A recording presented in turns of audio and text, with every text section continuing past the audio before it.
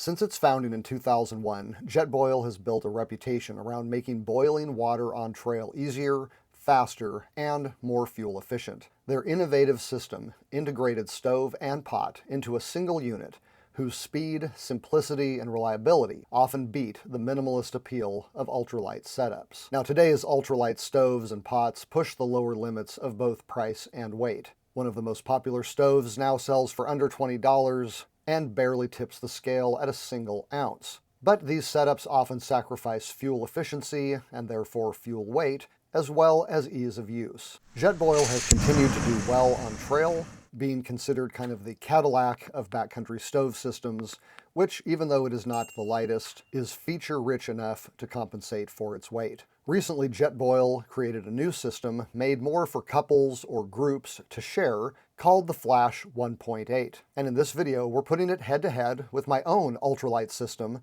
as well as the Fire Maple pot that shares some of Jetboil's design ideas to see which system is best for what. The new Jetboil Flash 1.8 is an integrated system with a 1.8-liter cookpot that will work well for couples or small groups of people on the trail to be able to boil all of their water at the same time. This saves time switching between different pours, and it is also a lot more efficient because you're not wasting fuel in between, and it's also convenient because you're not having to pour water into an already heated pot. Now, this system weighs 18 ounces.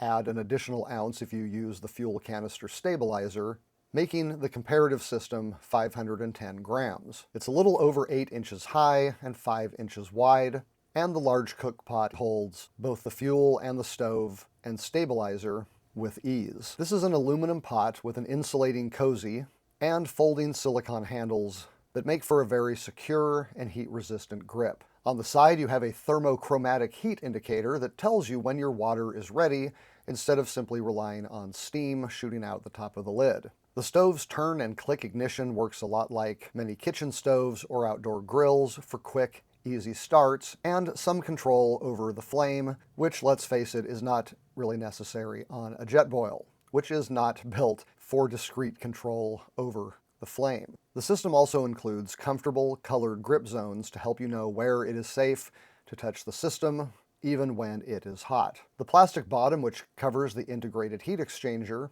doubles as a measuring cup and bowl. The Jetboil Flash 1.8 goes for $165 for the entire system.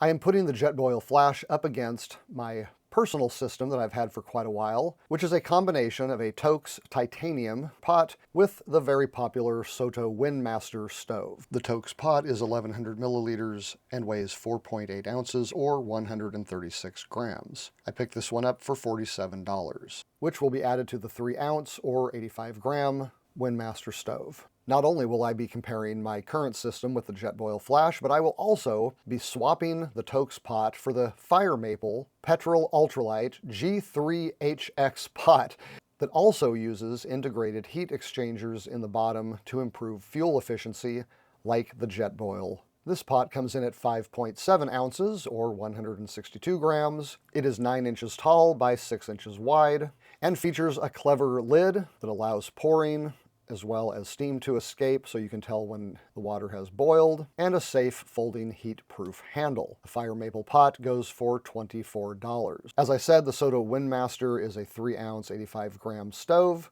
with a standard push-button starter and one of those little wire things to control the flame. The Soto Windmaster runs about $70. My main interest in testing out these stoves was basically to see how fast they would boil water and how much fuel they used to do so. Each system was connected to a fairly full Jetboil gas canister, and I boiled 500 milliliters or half a liter in each one. I weighed the canister before and after the boil. I ran a timer from the moment the pot was set on the stove, and weighed the canister before and after the water boiled. Now, the Jetboil Flash was extremely quick. It only took 80 seconds to boil the water, and it only used 3 grams of fuel. Both of those numbers are well below its claimed stats, which said that I should have been waiting for 2 solid minutes for that half liter to boil. And it should have cost me 5 grams of fuel, not just 3. My ultralight setup with the Soto Windmaster and the Toaks titanium pot took 110 seconds to boil and 7 grams of fuel, more than twice as much as the Jetboil. Then I switched out the Soto Windmaster's 4-prong for the 3-prong adapter and fit the Fire Maple Petrol Ultralight G3HX pot onto it. All of this gear can be found in the links below, by the way. If you choose to buy any of it and use those links, it will help the channel at no cost to you. The Soto Windmaster paired with the Fire Maple pot boiled the half liter of water in 90 seconds, just a little bit longer than the Jetboil, but used 6 grams of fuel, twice as much as the Jetboil. Now, my degree is in philosophy of religion, not math, so I took these figures to ChatGPT and asked it to look at the overall weight penalty of the gear versus the weight penalty of the fuel that has to be burned. I wanted to know how many boils you would have to do on the Jetboil in order to overcome the weight of the extra fuel needed with the other systems. Under laboratory perfect conditions, it looked like it would take 30 full cooking sessions to break even with the Soto plus the Fire Maple. Of course, this does not take into account the major difference in melting snow, which takes far longer with a small pot. Further, the amount of time that all these separate boils take. And essentially what I figured out was what I called the rule of 2.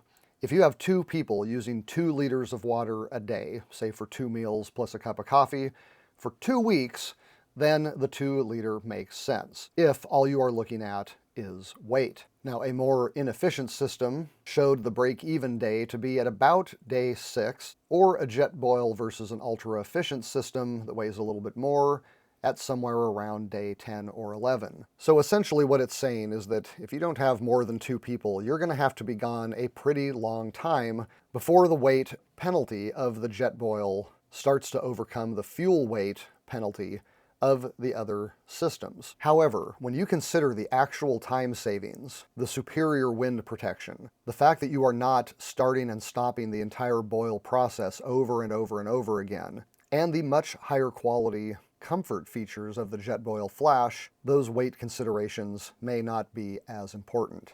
At 18 ounces and $165, the Jetboil Flash 1.8 is solidly in the luxury gear category for most backpackers, unless it is being shared by a fairly decent-sized number of backpackers. If that is the case, it can be easily broken down into its component parts so that nobody is bearing the total weight penalty for such a well-designed and easy-to-use system. But for solo or short couple trips, one of the more inefficient, more difficult-to-use ultralight systems might still be preferred if the ounces weigh more than enjoyment when it comes to boiling your water. If you are interested in picking up any of the gear in this video, I would sure appreciate it if you use the links in the video description below. That helps the channel out financially without costing you anything. I hope you've enjoyed this video. If you have, please give it a like and subscribe to Backcountry Pilgrim if you are into hiking, camping, backpacking, and the gear that goes with it. I want to thank Jetboil for sending me the Flash 1.8. It is an excellent system, and I look forward to using it when I can find a few other people to help me carry it. Till next time, I'm Doug. Thanks for watching.